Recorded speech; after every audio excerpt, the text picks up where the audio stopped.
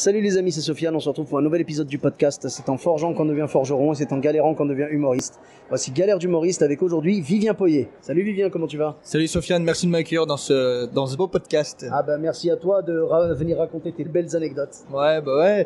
Et toi, comment tu vas? Bah moi ça va, écoute, tranquille, toujours un plaisir de retrouver la scène, tout ça. D'ailleurs, on va jouer sur ton plateau ce soir, le Beaujolais Comédie. Ouais, le Beaujolais Comédie, c'est un projet que j'ai lancé il y a 2 ans et c'est pour faire découvrir le monde de l'humour au petit village. Exact, et ça cartonne bien. Ouais, ça cartonne bien, on est toujours au moins 200, donc c'est cool. Super, eh bien écoute, merci beaucoup. Et donc, au cours de tes pérégrinations scéniques, toi, tu as eu peut-être des anecdotes qui t'ont marqué? Ouais, j'en ai une particulière, c'était à Aix-en-Provence, en première partie de Chaman, Emmanuel Chiona. Oui, Chaman, je le connais très bien, c'est mon ami de Clermont-Ferrand maintenant, il habite Clermont. Oui, c'est ça, il est hypnotiseur, un très grand hypnotiseur d'ailleurs depuis longtemps, et c'est vraiment bien ce qu'il fait, donc il m'avait invité en première partie il a fait un incroyable talent. Ouais, c'est ça, à un village près d'Aix-en-Provence, je sais plus exactement le nom, et donc moi j'étais en première partie, tout se passait bien, je faisais des vannes un peu clichés sur le nord, de partout, enfin parce que j'aime bien les vannes clichés, parce que je suis lourd.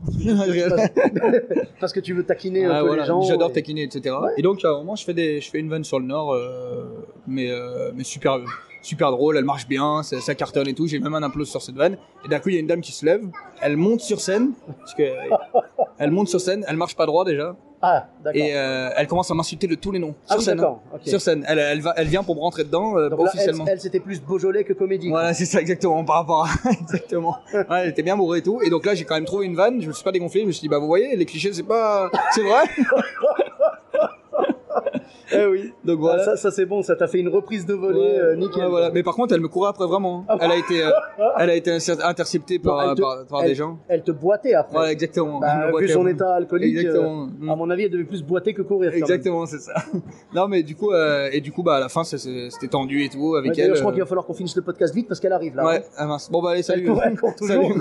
Mais elle boite toujours autant d'ailleurs. Oh punaise. Ah mais écoute, si elle a trop bu d'alcool, je comprends qu'elle ait eu du mal à monter sur scène. À consommer avec modération d'ailleurs. Absolument, parce que déjà, monter sur scène quand t'es sobre, des fois tu rates une marche, peu. Quand t'es un peu trop content de monter sur scène. Oh là là, bah d'ailleurs ça me rappelle. Une fois je suis monté sur scène, trop vite.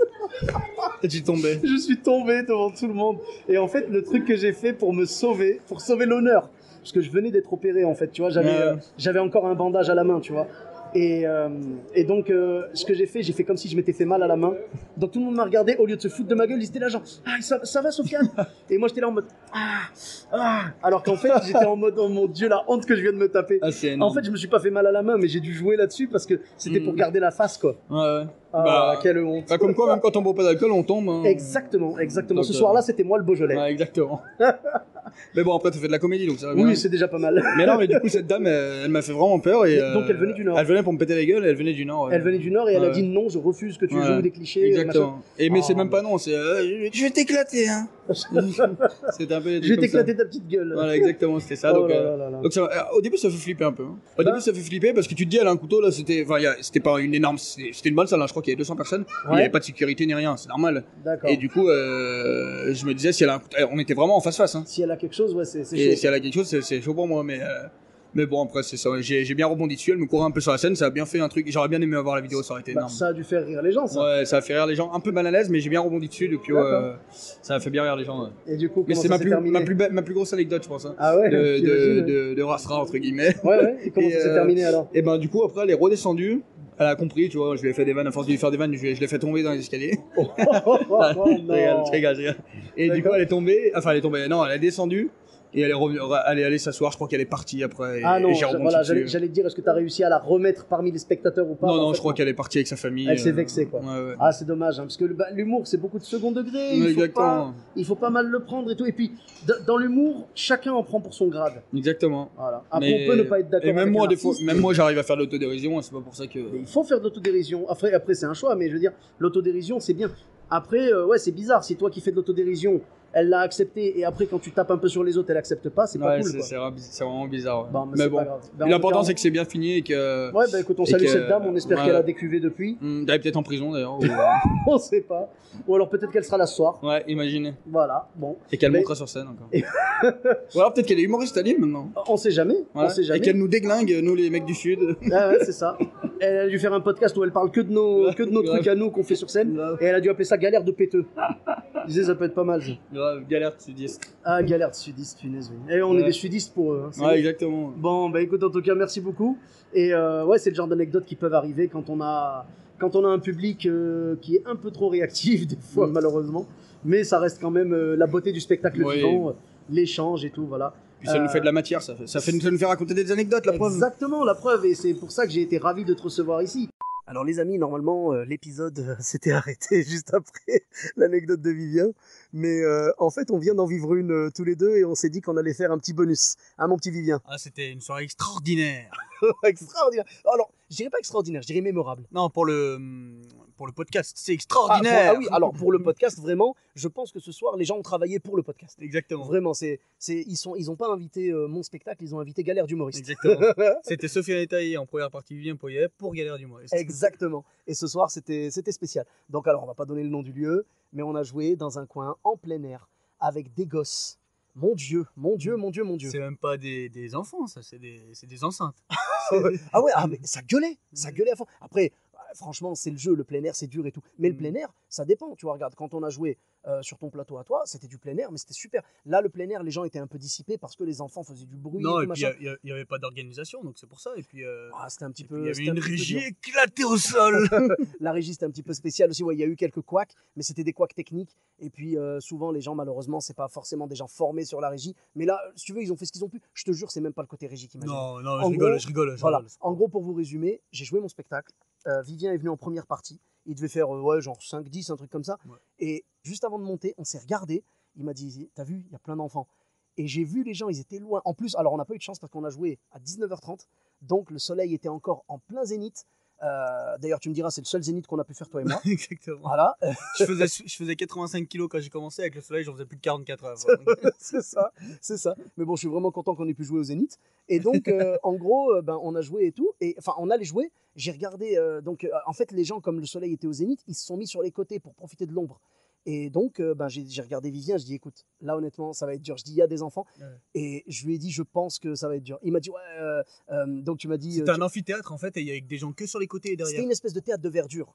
Tu vois, voilà, théâtre de verdure. Et franchement, ça peut bien se passer dans ces cas-là. Mais les enfants ont bouffé l'ambiance. Après, la bonne nouvelle, Dieu merci, autant dans ton passage que dans mon spectacle, les gens qui écoutaient, ils rigolaient. Oui. Ils étaient bien. Les gens qui écoutaient, ils ont kiffé. Les gens qui n'ont pas écouté, forcément qu'ils n'ont pas kiffé. Bah, bien sûr, comment tu veux rire alors que tu n'as pas écouté la blague ? T'as raison, c'est ce que tu me disais. En fait, les gens étaient là après le Covid, malheureusement. Donc, les gens étaient là pour se retrouver. Donc, c'était ça va. Voilà. Là, il y en a plein, ça tchatchait entre eux et tout. Et donc, voilà. Bon, c'est pas grave. En tout cas, c'était très dur. Mais surtout, je crois que la cerise sur le gâteau. La cerise sur le gâteau, c'est quand l'organisatrice est venue me voir. Donc, moi, j'étais dans le public pour le spectacle de Sofiane. Et elle est venue me voir à côté de moi. Et elle m'a dit, c'était un bout de 55 minutes, elle m'a mis un coup de coude. Elle m'a dit, coupe-le, s'il te plaît. Coupe-le, s'il te plaît. Coupe-le, s'il te plaît. Non, je le coupe pas. Coupe-le, s'il te plaît. D'ailleurs, je te remercie, frérot, parce que tu m'as défendu et tout. Elle a essayé de te faire passer pour le méchant, en fait. Elle s'est dit, pour elle, c'est trop long. La soirée, c'est trop long. Donc, on coupe. Ben non, donc là, moi, humoriste, je connais les galères de Sofiane, je connais les galères de tous les humoristes. J'étais là, mais si je coupe, c'est méchant quand même. Bah oui, et c'est pas logique, les gens vont pas comprendre. Donc, à un moment, je comprends pas. Moi, je joue. Il me reste en gros un quart d'heure à peu près. Et en plein milieu de mon avant-dernier sketch, je vois Vivien qui me fait des signes et en mode, vraiment, je l'ai vu à ta tête, frérot. J'ai vu que tu étais en mode, je suis désolé, mais je suis obligé. Elle me force à te couper. Et du coup, il me faisait des signes genre en mode coupe, arrête.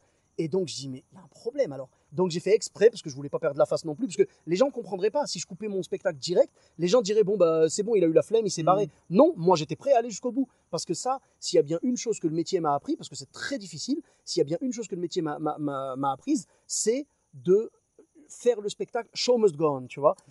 Tu fais le spectacle, les gens qui t'écoutent, ils vont kiffer ou pas. Mais les gens qui t'écoutent pas, tu t'en occupes pas. Si tu t'en occupes après, ça va être mauvais. Donc bref. Ça. Et donc j'ai vu ta tête en mode, je suis désolé frérot, faut que tu coupes. Donc j'ai fait exprès de faire une rupture et de dire, excusez-moi, je crois qu'il y a un problème avec le timing, on doit s'arrêter. T'as bien rebondi d'ailleurs, elle était gênée. Mais j'ai fait exprès, voilà, elle était gênée, elle me regardait même. Le pire, c'est que donc il coupe son sketch. Malheureusement, le pauvre, c'était au plein milieu de son sketch, c'était juste avant la vanne, donc c'est horrible pour un humoriste. C'est vraiment le summum où il faut pas couper. Et le pire, c'est que donc du coup, bah elle s'attendait à ce qu'il coupe. Et Sofiane, il dit, bah non, je vais rajouter mon dernier sketch de fin pour bien enflammer le public, etc. Pour clôturer, exactement. Et là, elle m'a fait comme ça, elle m'a regardé dans les yeux, Elle croyait qu'il allait couper direct. Hein. Elle croyait qu'il allait être au milieu d'une vanne et qu'elle allait faire merci beaucoup, qu'il allait faire comme ça. Du coup, il a fait son dernier sketch, elle m'a regardé, elle a fait bon, bah c'est dommage pour lui. Ah, mais c'était vraiment prétentieux et tout, comme pas possible.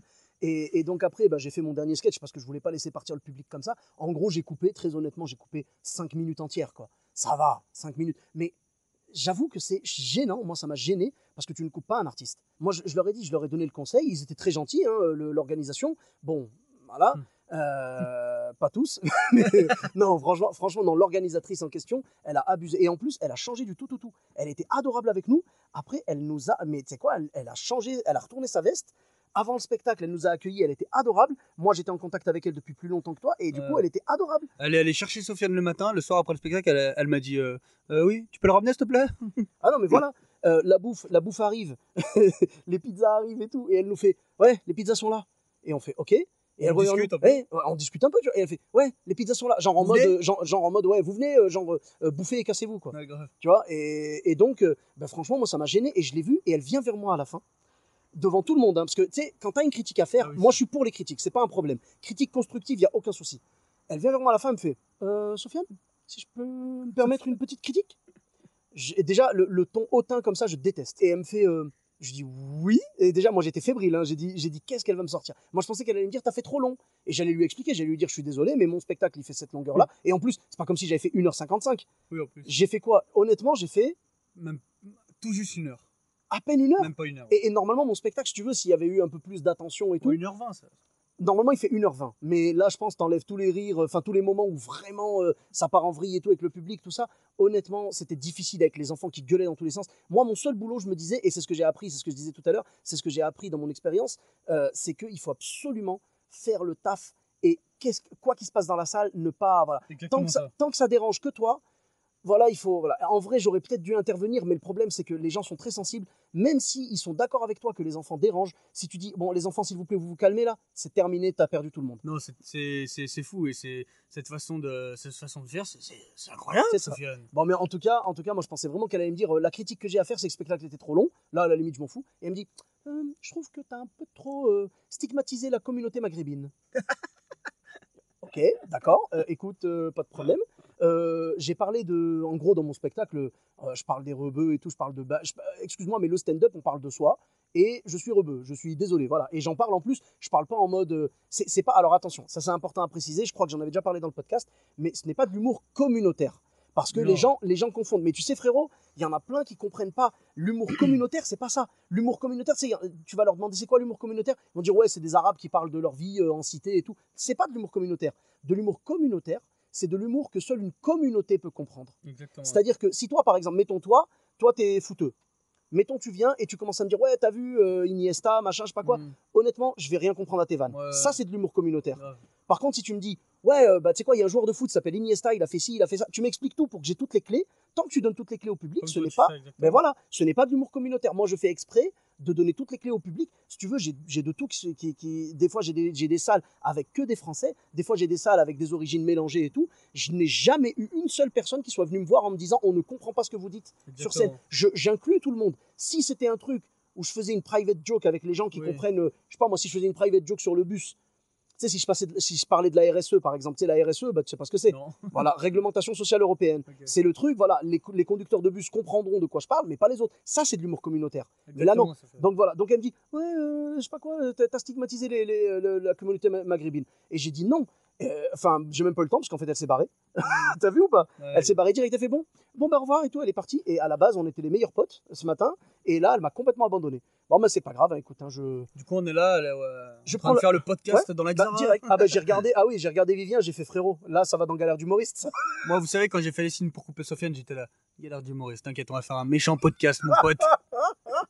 Mais c'est ça. Et surtout, moi, quand je fais ce podcast, j'ai aucune envie que les gens, de toute façon, ceux qui écoutent le podcast depuis le début, savent que je me cache pas du tout d'en avoir des galères. Jamais de la vie, je dirais oui, vous allez vous raconter vos galères parce que moi, je ne connais pas ça. Bien sûr que je fais partie du truc. Bien sûr que j'ai des galères. Et là, ce soir, c'était pas un bide. Parce que, alors attention, ça c'est important aussi. Tu vois, autant l'humour communautaire, les gens le comprennent pas, autant, ne connaissent pas la vraie définition, autant le bide, il y en a beaucoup qui se trompent. Un bide, c'est pas comme ce qui s'est passé ce soir. Je suis pas en train de dire que j'ai cartonné. Un bide, un vrai bide, c'est quand les gens te donnent leur attention, ils t'écoutent. Il n'y a pas de gamins qui papillonnent partout là. Ils sont les uns à courir, côté des machin. autres. Ils sont les uns à côté des autres ou quoi. Enfin, c'est-à-dire, tu as toutes les conditions pour que ça passe bien. Et On en a tu, tous fait un. tu n'as pas un seul rire. Ça, c'est un bide. Et j'en ai déjà fait. Il n'y a pas de souci, j'assume. Mais ce soir-là, c'est pas un bide. C'est que Et ceux qui m'écoutaient, ils rigolaient. L'exemple où on voit que c'est pas un bide, c'est qu'à la fin, Sofiane, il y a eu deux familles qui sont venues super sympas et qui l'ont félicité, Ah ouais. qui l'ont Ouais. qui l'ont vraiment aimé, qui mais lui tu sais ont quoi parlé de leur vie et tout. Et là, Mais franchement, là on ça voit que c'est pas un bide et que ça lui a fait plaisir. Ça m'a vraiment touché et j'en profite pour les saluer, vraiment super gentil et tout. Il y en a une en particulier, vraiment, j'étais ému quand elle m'a dit Ouais, ça. moi aussi, ouais. Elle m'a dit j'ai perdu ma maman il y a 6 mois du Covid. Mm.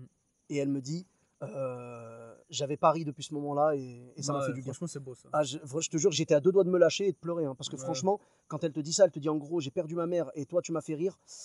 Mm. Et je sentais, quand elle me parlait, tu sais, je sentais qu'elle avait encore cette souffrance et tout.